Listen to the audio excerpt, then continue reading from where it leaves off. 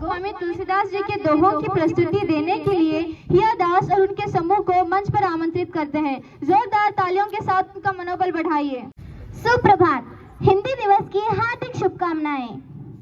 मुखिया मुख सो चाहिए, खान पान को एक, पाले पोसे सकल अंग तुलसी सहित विवेक।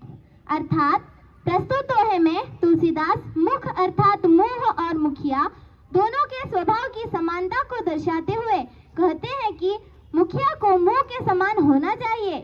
मुंह खाने पीने का काम सारा अकेला ही करता है, लेकिन वह जो भी खाता पीता है उससे शरीर के सारे अंगों का पालन पोषण करता है।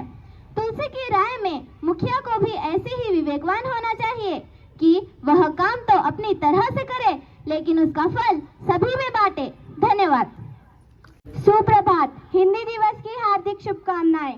जड़ चेतन गुण दोष में विश्व किन्हीं करतार, संत हंस गुण गहिम पे परिहरी वारी विकार। अर्थात प्रस्तुत दोहे में तुलसीदास हंस पक्षी के साथ संत की तुलना करते हुए उसके स्वभाव का परिचय देते हैं। सृष्टिकर्ता ने इस संसार को जड़ चेतन गुण दोष मिलाकर बनाया है। अर्थात इस संसार में अच्छे बुरे सार निस्सार समझ ना समझ के रूप में अनेक गुण दोष भरे हुए हैं, लेकिन हंस रूपी साधु लोग विकारों को छोड़कर अच्छे गुणों को अपनाते हैं। धन्यवाद। सुप्रभात। हिंदी दिवस की हार्दिक शुभकामनाएं।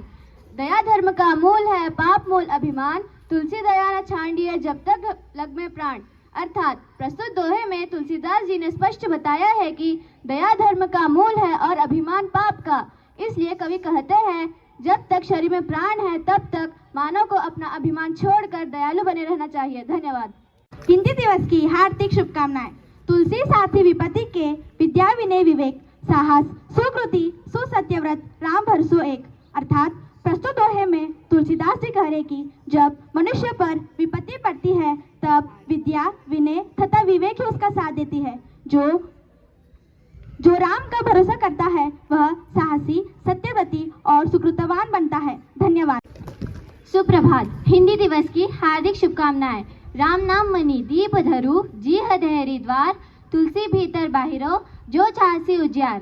अर्थात प्रस्तुत दोहे के द्वारा तुलसीदास जी कहते हैं कि जिस तरह धैर्य पर दिया रखने से घर के भीतर तथा आंगन में प्रकाश फैलता है, उसी तरह राम नाम